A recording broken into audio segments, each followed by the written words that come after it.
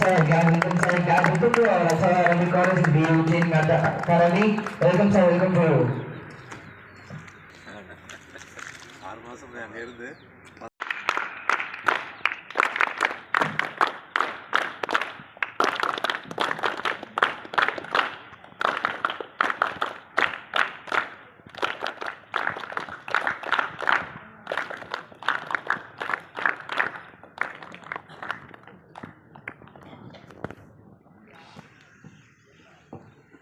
Sayyid Muhammad Atai to welcome our Chief Dignitary, Mr. Qadir Muhyiddin Sir, LIC Development Officer, Member of Red Cross Ramnath and Member of Tamil Sangam Ramnath. We welcome to our institution, sir. Initially, I would like to call Maulana Abdul Samad Atai to recite the mind-blowing verses of the Holy Quran. Assalamu alaikum wa rahmatullahi wa barakatuh. أعوذ بالله من الشيطان الرجيم بسم الله الرحمن الرحيم والطور وكتاب مسطور في رق منشور والبيت المعمور والسقف المرفوع والبحر المسجور إن عذاب ربك لواقع. Translation of the divine words. والطور by the mount, தூர் மலையின் மீது சத்தியமாக, وكتاب مسطور في رق منشور by a book inscribed in a parchment and folded, விரித்த ஏட்டில் வரி வரியாக எழுதப்பட்ட வேத நூலின் மீது சத்தியமாக, والبيت المعمور by the much frequented house, பைத்துல் மஅமூர் மீது சத்தியமாக, والسقف المرفوع by the canopy raised high, உயர்ந்த முகட்டின் மீது சத்தியமாக, வல்பஹரில் மஸ்ஜூர் and by the ocean filled with a swell, அலைகள் மோதிக்கொண்டிருக்கும் சமுத்திரத்தின் மீது சத்தியமாக, இன்ன அதாப ரப்பிக லவாகிஅ, verily the chastisement of the Lord will indeed come to pass, நிச்சயமாக உமது இறைவனின் வேதனை அவர்களுக்கு வந்தே தீரும். ஸதகல்லாஹுல் அஸீம். அஸ்ஸலாமு அலைக்கும் வரஹ்மத்துல்லாஹி வபரகாத்துஹு. Jazakallah Samad Atai. May Allah will increase your voice. Ameen. At next, I invite the singing crew of Atai, Muhammad Safwan Atai, Al-Habil Yusuf Atai, Samad Atai to sing Tamil Thai Walthu.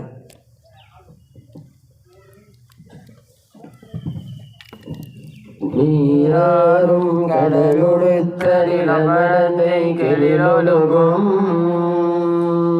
சீராறும் மதனமென திகழ் பரக கண்டமிதில் தெக்கனமும் அது சிறந்த திராவிடன திருநாடும் தர்க்க சிற பிறை முதலும் தரிதனரும் திலகமுமே அத்திலக வாசனை போல் அனைத்துலகும் இன்பமுற எத்திசையும் புகழ் மணக்க இருந்த பெரும் தமிழனெங்கே தமிழனெங்கே உன் சீரிழமை திறம்பி அன்று செயல் மறந்து வாழ்ந்ததுமே வாழ்ந்ததுமே வாழ்ந்ததுமே.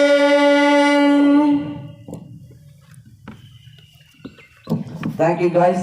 At next, I invite our great speaker of grade 3, Abdul Rahman Atai to give the motivational speech. Assalamu alaikum wa rahmatullahi ta'ala barakatuhu. உன்னை தவறாக பேசும் கூட்டம் இந்த உலகில் எப்பொழுதும் இருப்பார்கள். உன்னை சீரழிப்பார்கள், சின்ன பின்னமாக்குவார்கள், அழிப்பார்கள், சிதைப்பார்கள். அதையெல்லாம் உன் மனதில் பொருட்படுத்தாமல் உன் மனதின் நல்ல விதையை விதைத்துக் கொண்டு சென்று கொண்டே இரு. அது மட்டுமல்லாமல் செயலுக்கு ஒரு சிறப்பான குரலில் திருவள்ளுவர் சொல்லியிருப்பார், வினை வழியும் தன் வழியும் மாட்டான் வழியும் துணை வழியும் சீர்தூக்கி செயல்படுகிறேன் என்பதாக. இது ஒரு அருமையான குரல்.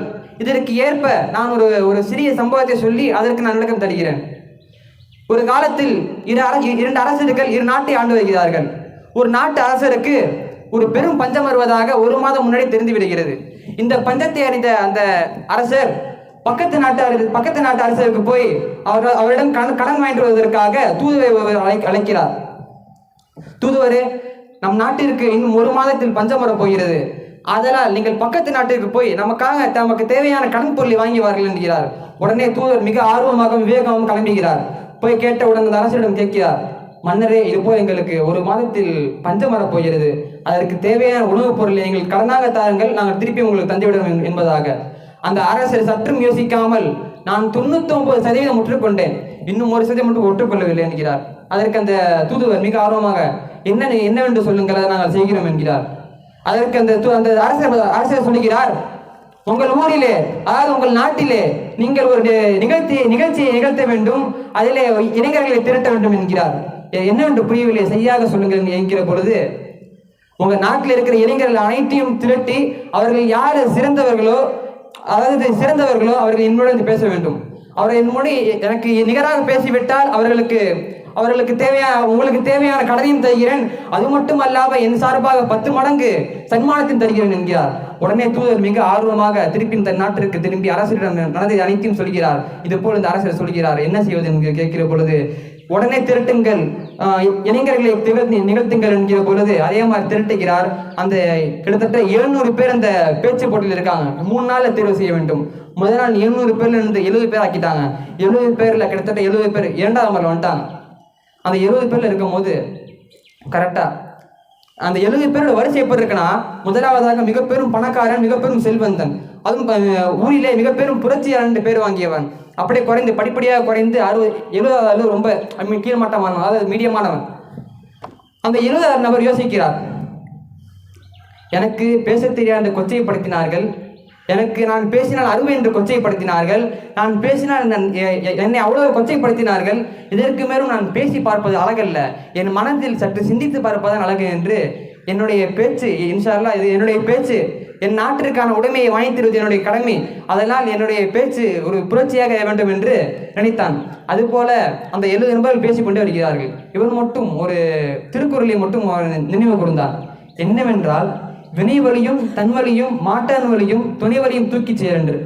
இதற்கு அர்த்தம் என்னன்னா, அவனுடைய செயலின் வலிமையையும் தன் வலிமையையும் தன் பகைவனின் வலிமையையும் தன்னுடைய துணையார் வலிமையும் அனைத்தையும் சீர்தூக்கி செயல்படுக என்பது இதனுடைய பொருள். அப்படின்னு பார்க்கும்போது தன்னுடைய செயலை பார்த்தான். தனக்கு திக்குவாய் என்று தெரிந்தவுடன் இந்த திக்குவாயிட டைரக்டா இறைவனிடம் ஒப்படைத்து விடுகிறான். இந்த திக்குவாயை ஒப்படைத்து விட்டு தன்னுடைய செயலை பார்க்கிற பொழுது இந்த 69 நபர்களையும் பார்க்கிறான். அதே போல் தன்னுடைய பகைவன் செயலை பார்த்தான். பகைவன் ஒரு மிகப்பெரிய பணக்காரன், அதுவும் அல்லாமல் 1ஆம் நம்பரில், அதாவது முதலிடத்தில் இருப்பவன், மிகப்பெரிய பணக்காரன், என்னை கொச்சைப்படுத்தியவன் என்று தன் மனதை நினைத்துக் கொண்டான்.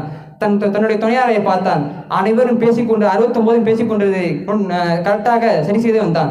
69 நபர்களிடமும் ஒரு குறை வெளிப்பட்டது. அதாவது அந்த தூதுவர் தான் அந்த போட்டி நடத்திக்கிட்டு இருக்காரு. அந்த தூதர் எப்படிப்பட்டவர்னா, இங்க இருக்கிற இளைஞர்கள் அனைத்துடைய கருத்து மிகவும் ஒருத்தாக இருக்க வேண்டும் என்று பார்த்து கொண்டே இருந்தார். பார்த்து கொண்டே இருக்கிற பொழுது கிட்டத்தட்ட 69 பேர் பேசியும் அவர்களுக்கு மனசு தீரல. கடைசியாக அந்த இளைஞன் வருகிறான்.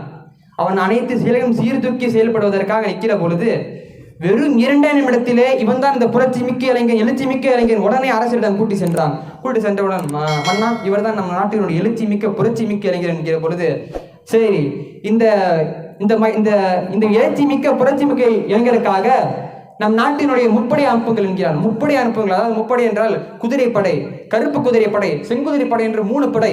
இதற்கு நடுவில் தான் அந்த புரட்சி மிக்க இளைஞன் செல்ல இருக்கிறான். அந்த 3 படையை பெரும் அரசர்களுக்கு தான் அனுப்புவாங்க. இந்த மாதிரி பிச்சைக்காரர்களுக்கு, ஏழ்மையானவங்களுக்கு அனுப்ப மாட்டாங்க. எப்பொழுது அந்த பணக்காரன் இவனை பார்த்து கொச்சைப்படுத்தினானோ அப்பொழுதே அவனுக்கு ஆசை வந்தது, நான் மிக பெரும் ஒரு புரட்சியை நான் அழகை காட்ட வேண்டும் என்று. அதே போல் விடிய காலை ஆகிறது. 3 குதிரை கொண்ட படையை சென்று கம்பீரமாக போகிறான். அப்படியே கருப்பு குதிரையில நடந்து ஒரு கம்பீர தோற்றத்துடன் வருகிறான். அதே போன்று அந்த நாட்டிடம் செல்கிறான். அந்த நாட்டிடம் செல்லும் போது தன் மனதில் நினைக்கிறான், நான் இது பிரபலத்திற்காக செய்யவில்லை, என் நாட்டில் உடைமை, என் நாட்டிற்கான கடமை என்று செய்தான். அதே போல் இந்த நாட்டின் மன்னருக்கு சென்றான். 2 நிமிடம் பேசினான். அந்த நாட்டின் மன்னன் உடனே சொன்னார், என்னுடைய 10 மடங்கு சன்மானம் அல்ல, என்னுடைய 10 மடங்கு சன்மானத்தை 20 மடங்காக மாற்றிக் கொள்கிறேன். அது மட்டும் அல்லாமல் இந்த இளைஞர், இந்த புரட்சி மிக்க இளைஞர்களுக்கு என் நாட்டில் பாதி எழுதி வைக்கிறேன் என்றார். அதே போல் தன் பாதி எழுதி வைத்தார். அதே போல் தன் நாட்டிற்கு திரும்புகிறான். அந்த 30 மடங்கு சன்மானத்தையும் கொடுத்து விட்டு அவனுக்கு எந்த நாடு ஒப்படைக்கப்பட்டதோ அந்த நாட்டில் இருக்கும் பாதி வளத்தை தன் நாட்டிற்காக, தன் தாய் நாட்டிற்காக கொடுத்து சென்றான். இதிலிருந்து என்ன தெரிகிறது என்றால், ஒரு இளைஞன் சரியாக இருந்தால் நாடு சரியாக இருக்கும். ஒரு இளைஞன் சரியாக இல்லை என்று சொன்ன நாடு சரியாக இருக்காது. நாம் அனைவரும் நாடு சரியாக இருக்கும் இளைஞராக இருக்க வேண்டும். அது மட்டுமல்லாமல் இப்படி இருந்ததால் தான் அன்றைக்கு அறிவுக்கு உறவாக பேரறிஞர் அண்ணாவும் புரட்சிக்கு எழுச்சியாக உமர் முக்தாரும், அது மட்டுமல்லாமல் சட்டத்துக்கு பெரும் திட்டமாக டாக்டர் அம்பேத்கர் எழுந்தார்கள். இது எல்லாம் கல்விதான். Education is important by art. we can bring revolution in the society. Education என்பது கல்வி என்பதை நம் இதயத்தில் பதிவது. அதை கொண்டு நாம் சமுதாயத்தில் பெரும் புரட்சியை ஏற்படுத்தலாம். இந்த ஒரு வாக்கியம் நம் மனதிலே பதிந்து விட்டால் நாளை நாம் எழுகிற ஒவ்வொருவரும் புரட்சியாக இருக்க வேண்டும். நாட்டிற்கு இருப்பவர் நாம் இங்கே அனைவரும் இருப்பவர்கள் சாதாரணமானவர்கள் அல்ல. ஒரு ஆலயம் படித்துக் கொண்டிருக்கிறோம். நம் நெஞ்சு நிமித்தி தான் நிற்க வேண்டும். நிற்கும் போது கம்பீரம் தெரிய வேண்டும். அதை போன்று நம்ம ஒரு சுங்கிமா நிற்கக்கூடாது. என்றைக்கும் நாம் போனாலே கண்ணியம் செலுத்த வேண்டும் என்ற எண்ணம் நாம் இருந்து கொண்டே இருக்க வேண்டும். அது மட்டுமல்லாமல் இவர்கள் மூவரும் ஒரே நோக்கத்திற்காக தான் செயல்பட்டார்கள். They struggle for one motive, but various type of struggle. என்னவென்றால் சமத்துவத்தையும் சமதர்மத்தையும் நாட்டிலே நிலைநிறுத்த வேண்டும், சமுதாயத்தை நிலைநிறுத்த வேண்டும் என்ற ஒரே நோக்குதான். அதற்காக தான் இவர்கள் போராடினார்கள். அதுதான் நன்றைய செய்தார்கள், மிகவும் நன்றைய செய்தார்கள். அண்ணன் பெருமானார் ஸல்லல்லாஹு அலைஹி வஸல்லம் சமத்துவத்தை முதலில் நிலைநாட்டியவர்கள் அண்ணன் பெருமானார் ஸல்லல்லாஹு அலைஹி வஸல்லம். இதை நாம் எந்த இடத்திலும் சொல்ல தவறக்கூடாது. அனைத்து மேடைகளும் சொல்ல வேண்டும். நாம் ஏறுங்கிற சிறிய மேடையோ பெரிய மேடையோ அண்ணன் பெருமானார் ஸல்லல்லாஹு அலைஹி வஸல்லம் அவர்களே எப்பொழுதும் சீர்தூக்கி நிறுத்துவதை மனதை எப்பவுமே சீர்தூக்கி செயல்பட வேண்டும். இதை எப்பவுமே விட்டுவிடக்கூடாது. திருக்குறள் ஆரம்பித்த நான் என் குரலை முடிக்கிறேன். Demotivation is old, time is gold, used to achieve the world, told to tell we are bold. Thank you. Assalamu alaikum. Jai Hind. Jazakallah Abdurrahman Atai. May Allah will increase your speaking talent. Amin. Next, I invite Muhammad Safwan Atai to narrate the hadith. Assalamu alaikum wa rahmatullahi wa barakatuhu. இன்றைய ஹதீஸ் قال رسول الله صلى الله عليه وسلم நபி ஸல்லல்லாஹு அலைஹி வஸல்லம் கூறினார்கள், லா தஸூலு கதமா அப்தின் யௌமல் கியாமத்தி ஹத்தா யுஸ்அல. ஒரு அடியான் நாளை மறுமை நாளிலே ஒரு அடி கூட எடுத்து வைக்க முடியாது. எப்பன்னு சொன்னா சில கேள்விகள் இல்லாமல் அவனால் மறுமை நாளில் ஒரு அடி கூட எடுத்து வைக்க முடியாது. என்ன கேள்விகள்? முதலாவதாக அன் அம்ரிஹி ஃபீமா ஃபுனாஹு, உன் ஆயுள் காலத்தை பற்றி அல்லாஹ் தஆலா கேள்வி கேட்பான். நீ எப்படியெல்லாம் வாழ்ந்தாய்? ஹராமான முறையில் உன் ஆயுள் காலத்தை செலவு செய்தாயா அல்லது ஹலாலான முறையில் உன் ஆயுள் காலத்தை செலவு செய்யாதா என்று இந்த ஆயுள் காலத்தை பற்றி அல்லாஹ் தஆலா நன் மறுமையிலே கேள்வி கேட்பான். இரண்டாவதாக அன் இல்மிஹி ஃபீமா ஃபஅல, உன்னுடைய இல்மை பற்றி அல்லாஹ் தஆலா நன் மறுமையில் கேள்வி கேட்பான். அந்த இல்மை கொண்டு நீ என்ன செய்தாய்? இந்த சமூகத்திற்காக அந்த இல்மை நீ பயன்படுத்தினாயா அல்லது தேவையில்லாத விஷயங்களுக்காக மற்ற காரியங்களுக்காக அந்த இல்மை நீ செலவு செய்யாதா என்று அல்லாஹ் தஆலா அந்த மறுமையிலே கேள்வி கேட்பான். மூன்றாவதாக அன் மாலிஹி மின் ஐன கிதஸபஹு வ ஃபீமா அன்ஃபகஹு, உன்னுடைய செல்வத்தை பற்றி அல்லாஹ் தஆலா கேட்பான். நீ எங்கிருந்து அந்த செல்வத்தை சம்பாதித்தாய், மேலும் எந்த விஷயத்திற்காக அந்த செல்வத்தை நீ பயன்படுத்தினாய்? இன்று பார்க்கிறோம் பல ஹராமான விஷயங்கள், பல ஹராமான சம்பாத்தியங்கள். அல்லாஹ் தஆலா நம்மை இதை விட்டும் பாதுகாத்து அருள்வானிப்பானாக. நான்காவதாக அன் ஜிஸ்மிஹி ஃபீமா அபுலாஹு, உன்னுடைய ஆரோக்கியத்தை பற்றி அல்லாஹ் தஆலா கேள்வி கேட்பான். உன் உடலை நீ எவ்வாறு பேணினாய்? நீங்க பார்த்தா தொந்தி இல்லாத ஆளுகளே இல்லை. அந்த அளவுக்கு ஆரோக்கிய கேடு இந்த சமூகத்திற்கு வந்துள்ளது. மேலும் பல்வேறான விஷயங்கள் ஆரோக்கியமற்றதாக இருக்கிறது. மேலும் பல்வேறு நோய்கள், ஆஸ்பத்திரி செலவுகள் இவ்வாறு இருக்க போய் என்ன காரணம் சொன்னா ஆரோக்கியம் இல்லாத. அதை ஸல்லல்லாஹு அலைஹி வஸல்லம் சொன்னார்கள், இந்த ஆரோக்கியம் இல்லை என்று சொன்னால் அதை பற்றி மறுமையில் விசாரிக்கப்படும். ஆக அல்லாஹ் தஆலா இந்த 4 விஷயங்களை மறுமையில் நமக்கு லேசாக்கி தருவானிப்பானாக. வாஹிரு தவானா அல்ஹம்துலில்லாஹி ரப்பில் ஆலமீன். அஸ்ஸலாமு அலைக்கும் வரஹ்மத்துல்லாஹி வபரகாத்துஹு. Jazakallah Safwan Atai. And next, now we are entering into the main part of this program. It's a perfect time to host the flag. Yeah, Ilyas.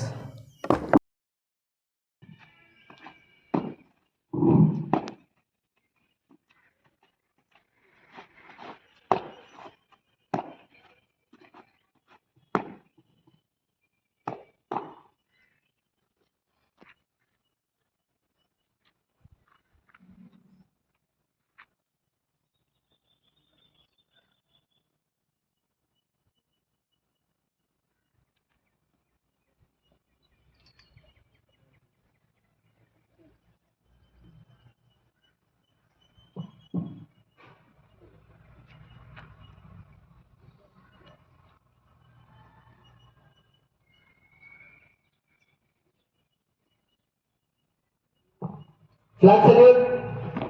Order. Pledge. Indians may come see. All Indians are my brothers and sisters. I love my country and I am proud of its rich and varied heritage. I should always try to be worthy of it. I should always give to my parents and teachers and all elders respect and teach everyone with courtesy. To my country and with my devotion in their being, prosperity Allah, peace and happiness. Jai Hind. Next, I request our beloved principal of Atai Arabic and VO Training Academy, Tariq Ahmed Bilali Ustad, to honor the chief dignity of the shield.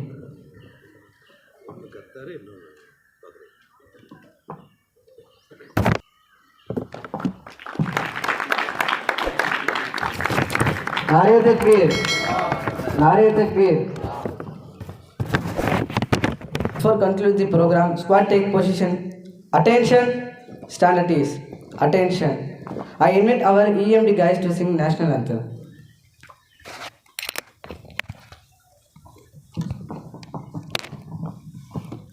जनगण मन अधिनायक जय हे भारत भाग्य विधाता पंजाब सिंध गुजरात मराठा द्राविड उत्कल बंगा विंध्य हिमाचल यमुना गंगा उच्चल जलधि तरंगा दव सुबह नामे जागे दव सुबह आशीष मागे काहे दव जय कादा जनगण मंगलदायक जय हे भारत भाग्य विधाता जय हे जय हे जय हे जय जय जय जय हे. Squad about assembly dismiss.